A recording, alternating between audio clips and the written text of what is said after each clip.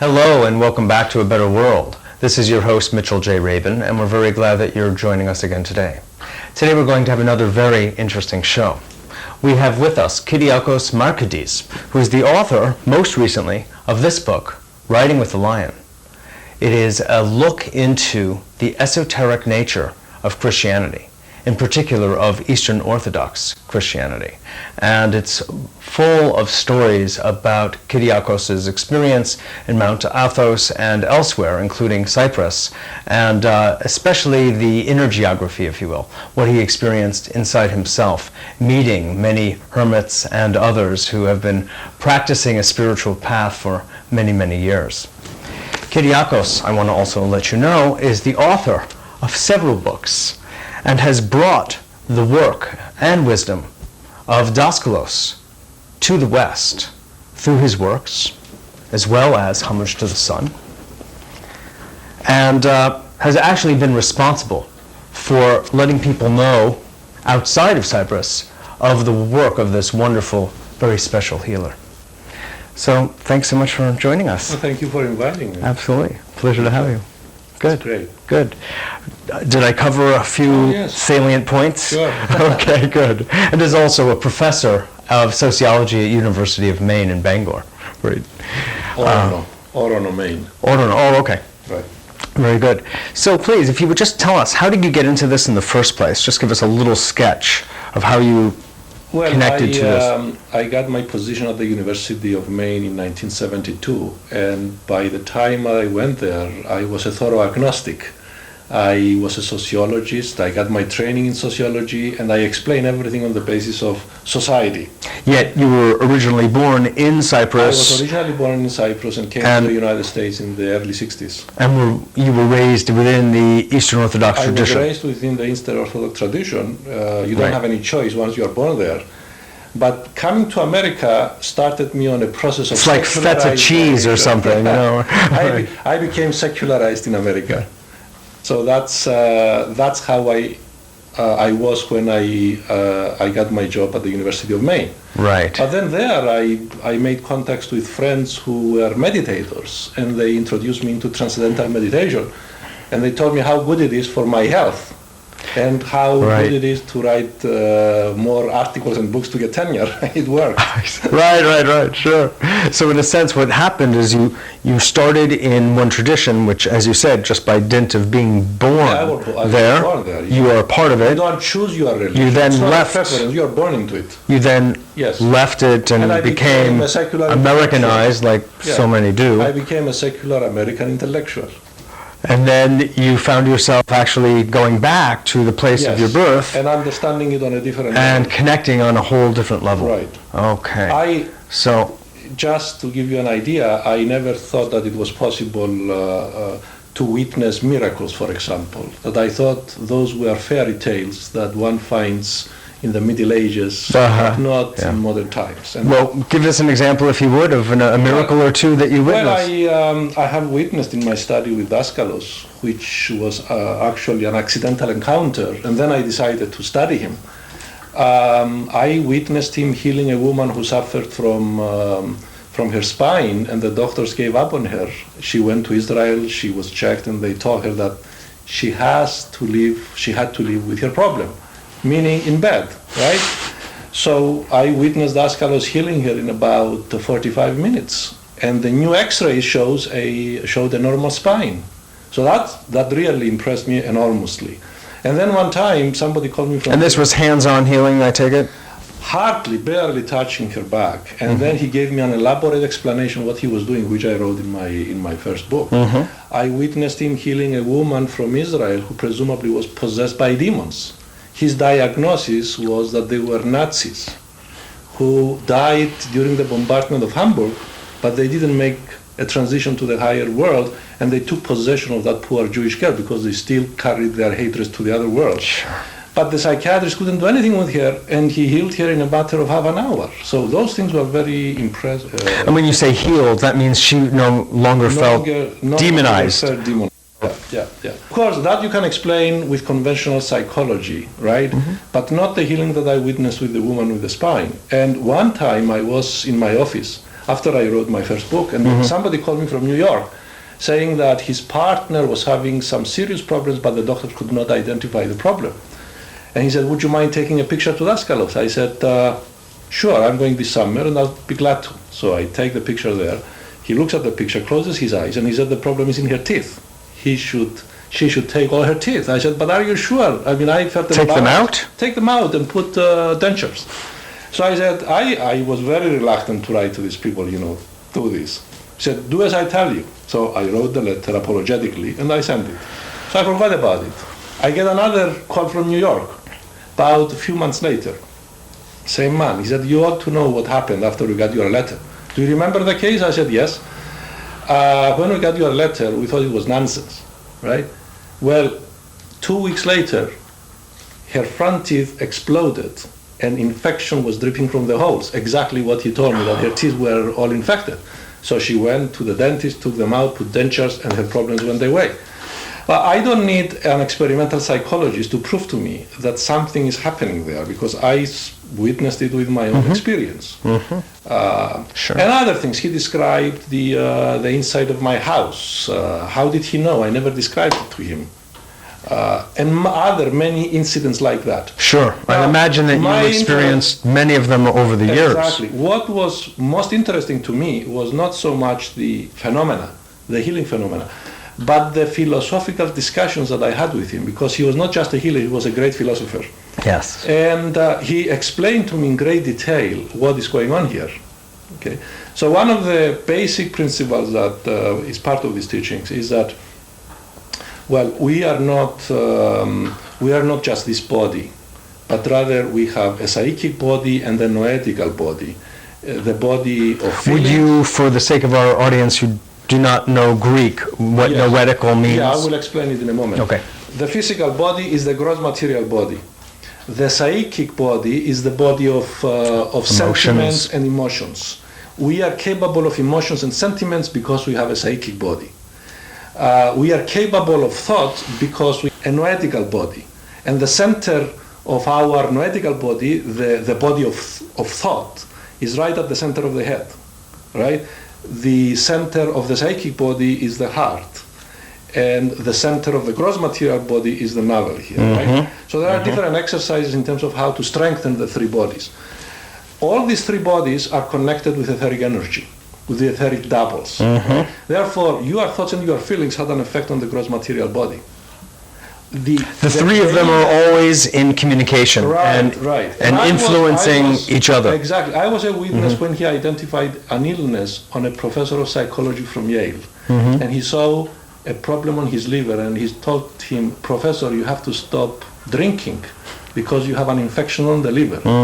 He dismissed it. As we walked out, what kind of nonsense? I just had an examination and there was nothing, no problem with my health.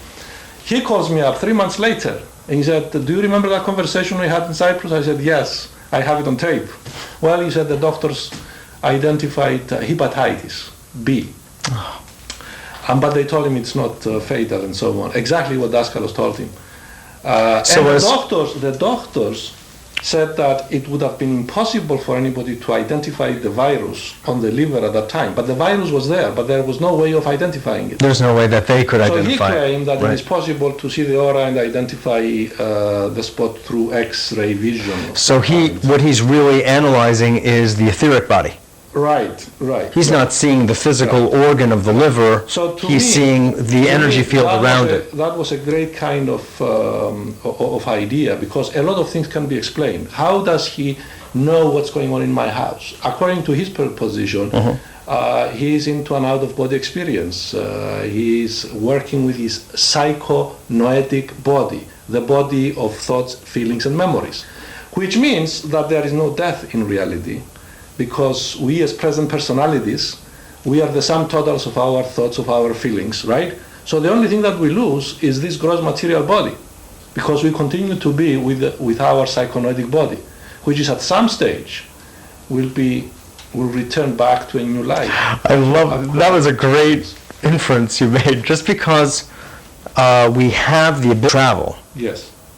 Psychically and noetically doesn't. But you went from that statement to, so therefore we never die. That's not like causal relationship. No. I happen to agree with that, but not from that form of logic. From his perspective, from his philosophy, Mm-hmm. his philosophical view, Yes.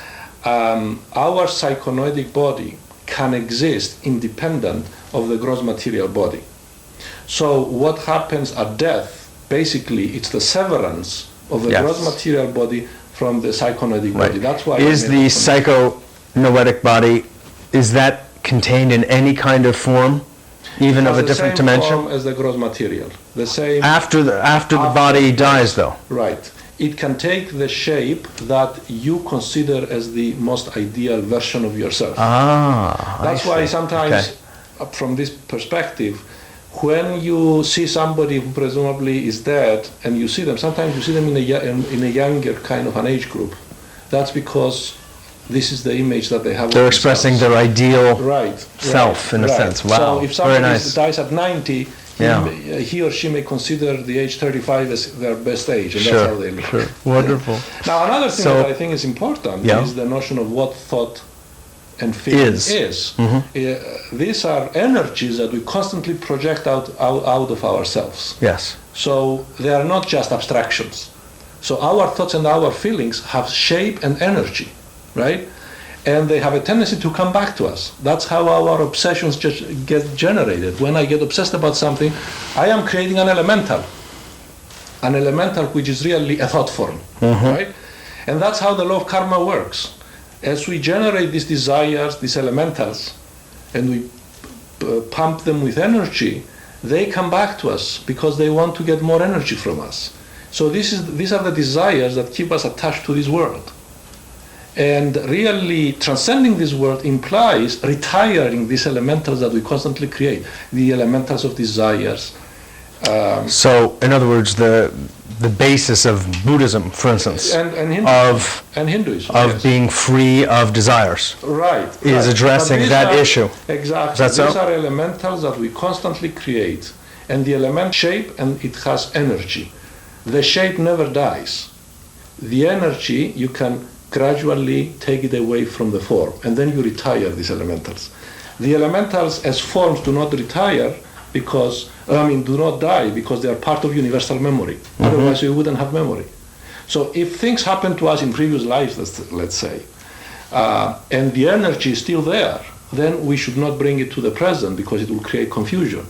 The memory will come only when these elementals have been retired. The energy was taken away from them, they have been it has been washed away. Discharged. Therefore, we are liberated. We are liberated from those elementals. So the elementals is the sum totals of our thoughts and our feelings, and that's how we construct our personality. Basically, at this very moment, we are working on the construction of our present personalities because we are the sum totals of our thoughts and feelings. Our present thoughts and feelings, though, are a carryover from our past. The sum total of our past. So constantly we are weaving our own destiny. So to return to the Godhead, so to speak, to return to the highest part of the hierarchy, which is pure spirit, which is what this game seems to be really all about. So we to remember and recapture our original memory, if you will. Exactly. Then what we need, can I finish the sentence? Yes. Okay. What we need to do is free ourselves of the desires that kind of bind us to this physical world, so we can reconnect to sort of the general purport of our being. Deep down we are spirit, and we have decided to come down to get the experiences. This is the fall, right? Right. The story of the prodigal son is the story of every human being. You leave the palace, you enter the world of elementals, the pigs, right? You have all kinds of problems because we create our own problems in many ways through the elementals that we create. And then suddenly we realize that we were better off in the palace. That's when the memory begins to come back. It's that which propels us to return back to the palace. So every human being is going to do that kind of that involution from spirit down into this world of matter and polarity, and eventually return back to the palace, the evolutionary path back to God. And once you reach there, it's called Theosis, or God realization. Oh, theosis is the Greek form of The Greek nirvana. form of nirvana. Enlightenment. Yes. Oh, right, okay. theosis. This is Sure. a concept also which is part of the tradition from Mount Athos and the hermitical tradition. Oh, excellent. That provided an excellent segue into the next portion of what we're going to talk this about. concept is Good. basically the same, because Yeah. from the point of view of the hermits and the monks that I studied after Daskalos, the fall is really our fall from union with God. Sure. And this is the foundation of our existential predicament. All the problems that we face them because we are not in communion with God. Mm-hmm. And the destiny of humanity, the destiny of every human being, is to return back to God, to become God-realized. Would you say then, Kyriacos, that pain and suffering and misery, of which there is so much on this planet, is truly a result of being out of contact attunement with God? with soul? Yes. Okay. But also these are the stimulation for us to open up to God, to open up to who we truly are. Sure. So if you look at it, if you change your attitude towards the problems that you face, this is a quantum leap towards spiritual development. So from this point of view, people who are starving, for instance, in different parts of the world, are really creating a situation of their being subject by their desires, by the elementals into which they were born. I would not jump to those conclusions because the danger is to blame the victim for their Oh, problem. there's no blame. Yeah. There's no blame at all here. Yeah. I'm actually just simply trying to locate some sense of responsibility. It could be that the person that finds himself or herself in desperate situation may Yes. be on a much more spiritually developed path than we who may live in luxury. Well, could you explain that? Well, but yes, because the ultimate purpose of humanity is to join God. Yes. And sometimes a person who has it easy is too attached to this world. Oh, which means right. They're coming complacent. time and Complacent. Oh, sure. I understand. Yeah. But I want to go back to the other part of it, which is harder for us to digest, if you will. difficult subject. It's a very difficult. That's why I'm bringing it up. Understand. I know that, but if we can just get to what you really think about it, then I'll be satisfied. I just understand. There's no blame involved at all. No, it's- because on another level, since we recognize really that we're all God fundamentally anyway, and if we don't help each other, we're not helping ourselves. Absolutely. Okay, Yes. so that's the premise of the conversation. Ultimately, we are all united, and part of the tradition from We're Mount literally Athos- one. Yes. So- you reach God realization when you see the other as yourself, Right. even your enemies. When you learn how to love your enemies, it means that you've reached that state. One of the That's- great teachings of Christ. Exactly. Sure, Exactly. sure. And what I didn't realize is that there are people today that manifest that kind of love, and that's what I found on Mount Athos. Ah, Some individuals. Tell us some not, stories. Anybody who wears robes and is a monk necessarily is a self-realized saint. They don't. Right. Okay. But what I discovered really is that there is a yogi tradition within Christianity that has remained dormant, and it is only now that it's coming to the surface.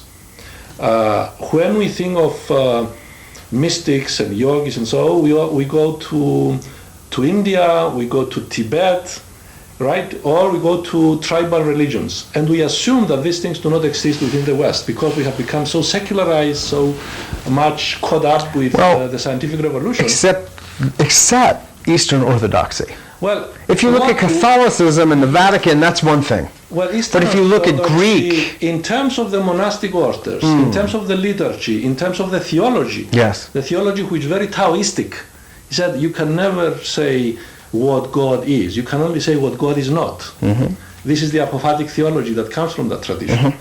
That you do not talk about God.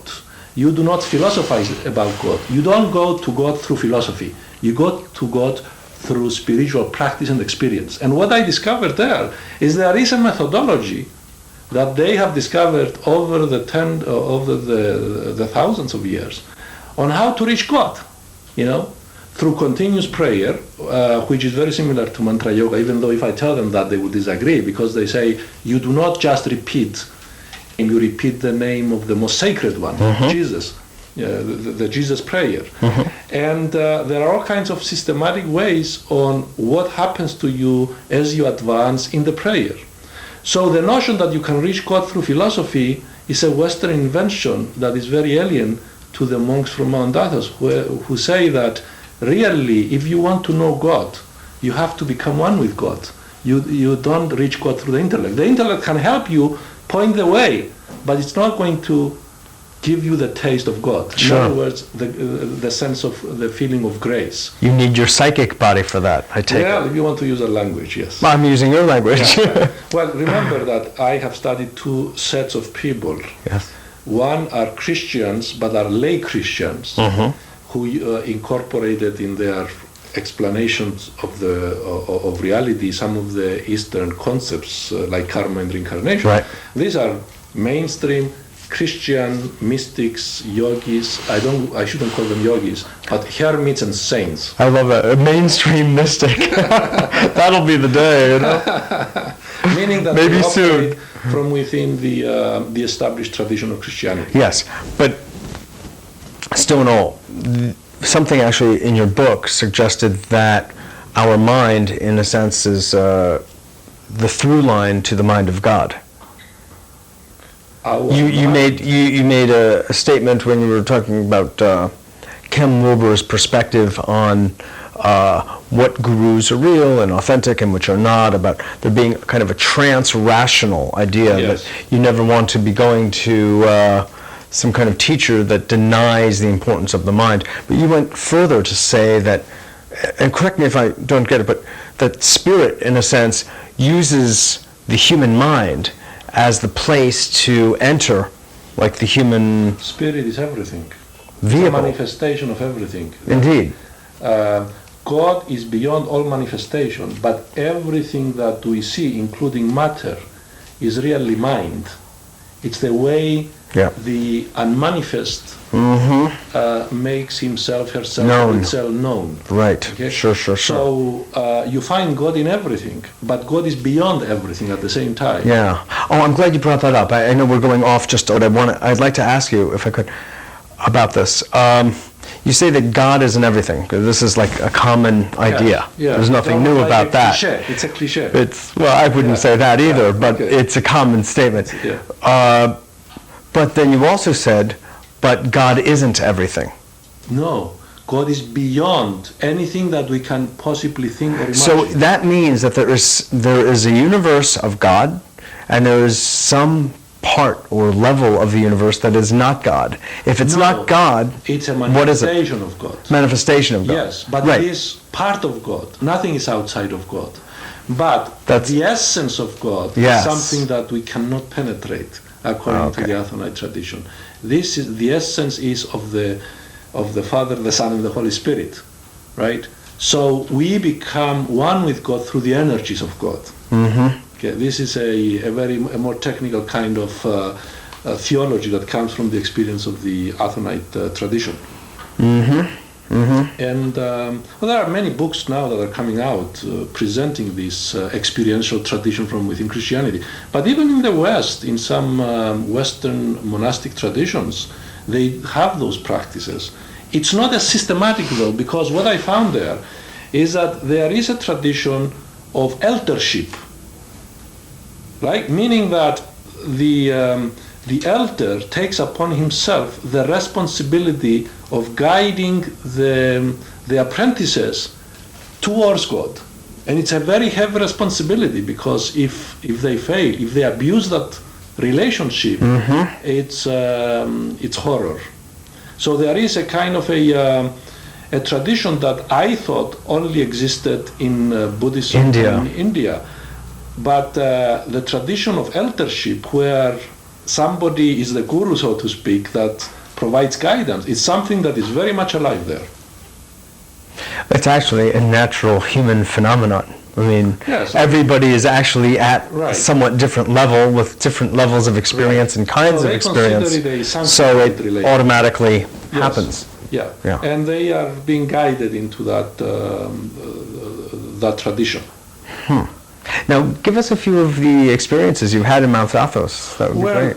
What was most striking to you when you went there? The highlight was my encounter with some very advanced hermits there. Upon my arrival there, I met this young monk. He was about 33, 35 at the time. An Eastern Orthodox monk? Yeah, right. And he happened to be from Cyprus. But we hit it so well that he became my mentor into that tradition. And then I asked him about a hermit that I heard about, that he was a saint. And they told me here in America that I could possibly will never be able to reach him because he's in the wilderness and he's inaccessible. So casually I asked him, do you know so-and-so? And he said, well, he's my elder. So he went, we walked for 4 hours in the mountain and we found him. And it was a very exciting encounter for me because I never realized that there are living saints from within that tradition. And it was like somebody that came out from the icon and he was sitting there with the only difference that he was somebody with a lot of good humor, with jokes. I thought that the saints were very austere and gloomy. That was not the case. He was cracking one joke after another. But he had the incredible radiance. You didn't have to say much about him because he was such an incredible presence to be here. And was he living in the woods? Yes, yeah, but he was about 4 hours from the nearest monastery. Now this peninsula has about 21 monasteries. Wow! And it got started in the 9th century. So this is something that not very many people know.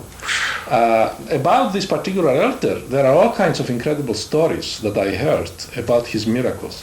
And when I asked him point blank about healing, he said, I don't do any healing, my son. He said, all I do is just pray. Whatever the Holy Spirit does is the Holy Spirit that does it. I have nothing to do with it. So, and he spent his entire day, 24 hours, constantly praying. Because what they believe is that our natural state is union with God. We live in a unnatural state. And once we developed into God and we reach our godly state, the pre-fall state, then we are endowed with all our natural properties. And that includes all the stuff that we consider paranormal today. This is the normal state of humanity. Paranormal is what we live in this life. Okay? Now this particular elder, I heard some spectacular stories about him, about miracles that took place around him. One time was a pilgrim who wanted to tell him about his wife who was dying from cancer. And he said to him, my son, I'm really very tired, because he was seeing pilgrims all the time. You got to go back to the monastery now. You have 4 hours of work. But father, I want to talk to you about my wife. He said, go and your wife is okay. Go and your wife.